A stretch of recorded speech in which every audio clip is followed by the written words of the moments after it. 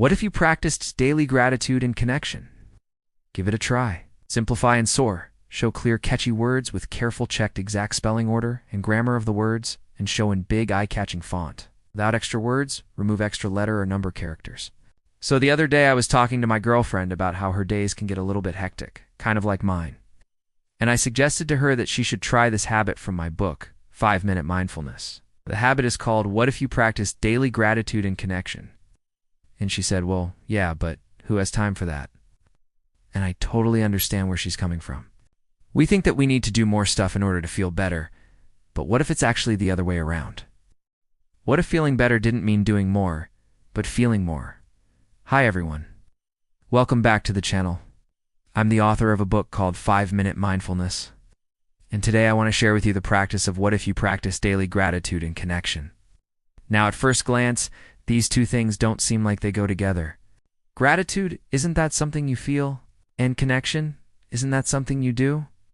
Well, in fact, when you break it down, you see that both are really about being present. Gratitude is about feeling what you have, as opposed to wanting what you don't. And connection is about relating to what is versus reacting to what isn't. So let's get practical. How can we cultivate daily gratitude and connection in a way that feels doable, even on the busiest of days? Here's the trick. Don't think of this as another thing to do. Think of this as another way to experience the world that will make everything you already do more joyful and meaningful. The first step is to start each morning by writing down or telling yourself one thing you're grateful for and one person you want to check in on. These can be the same every day or different. It's up to you. But limiting it to one keeps it from becoming overwhelming. Then at some point during your day, send that person a sticky note, a voice message, a thinking of you text, whatever feels right. Doesn't need to be long, just needs to be real. Now I know that may sound too simple to work, but simplicity is its superpower here. If you've tried other gratitude practices or mindfulness exercises in the past and maybe they have unstuck, it's probably because they were too complicated or too time-consuming. This one is not. It takes less than 5 minutes, which is why it's featured in a book called 5-Minute Mindfulness. And by keeping it short and sweet, you're more likely to make it a habit. Habits are the secret sauce to happiness. They're the bridge between intention and action. They how we turn one day into the next, without constantly having to fight the good fight of motivation. Think about it. When you wake up in the morning, most of the decisions you make aren't based on motivation, are they? Like, do you choose to brush your teeth because you feel motivated to, or because it's a habit? Do you choose to eat breakfast because you feel motivated to, or because it's a habit?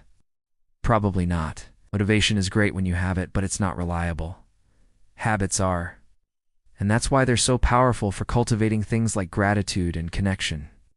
So let's take a look at how this practice works. First, you start with gratitude. Take a moment to write down or reflect on one thing you're grateful for. It could be anything from a delicious cup of coffee to a supportive friend to a sunny day. Gratitude is a mindset shift. It's a choice to focus on the abundance in your life rather than the scarcity. When you wake up feeling grateful, you set the tone for the day. You communicate to yourself that you have enough. You are enough. Life is enough. That's a great way to start the day. Next, you identify one person you want to connect with. It could be anyone from a close family member to an old friend to a new acquaintance. Connection is essential to our well-being. We are social creatures by nature, and we thrive on belonging and intimacy. By choosing one person to connect with each day, you're prioritizing relationships in your life. You're making a conscious effort to nurture the bonds that make us human. Now, you have 2 simple actions to take. Send that person a sticky note, a voice message, or a thinking of you text. It doesn't matter what you choose, as long as it asks something that feels authentic and meaningful to you. This is where the magic happens. When you express your gratitude to someone else, you create a ripple effect. You not only feel grateful yourself, but you also bring joy and warmth to someone else's day. Remind them that they are appreciated, that they matter, that they are part of something bigger than themselves. Connection deepens when it's expressed. When you reach out to someone and say, hey, I'm thinking of you, you're creating a shared experience. You're weaving a tapestry of human connection that binds you and the other person together. You might be wondering why I chose gratitude and connection specifically. Why not other positive emotions like joy or contentment? Because gratitude and connection are what I like to call gateway emotions. They open the door to all other positive emotions. When you're grateful and connected, you're more likely to experience joy and contentment. They are the foundation of resilience. When life gets tough, which it inevitably does, we can draw strength from our sense of abundance and belonging. They are the key to happiness.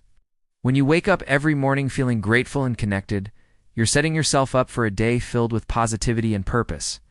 Here's the thing. We all have the power to choose how we respond to the ups and downs of life. We all have the ability to cultivate gratitude and connection in our daily lives. It's not always easy, but it's always worth it. Some of you may be thinking, but I don't have time for this. My schedule is already packed. Here's the thing, we all have time. It's just a matter of priorities. If we don't make time for gratitude and connection, then we're letting busyness and distraction win. If we don't wake up and choose to be grateful, then we're starting the day from a place of lack and longing. If we don't reach out and connect with someone who matters to us, then we're letting distance and disconnection grow. So I challenge you to try this for a week. Set an alarm for yourself every morning to write down one thing you're grateful for and one person you want to connect with. Send that person a quick note of appreciation or a funny meme that made you think of them. You'll be amazed at how much better you feel. Be amazed at how much joy you bring to someone else's life. You'll be amazed at how powerful these two small actions can be. If you enjoyed this video, please give it a thumbs up and subscribe for more content like this. Thank you for watching. Wishing you a day filled with gratitude and connection. Namaste.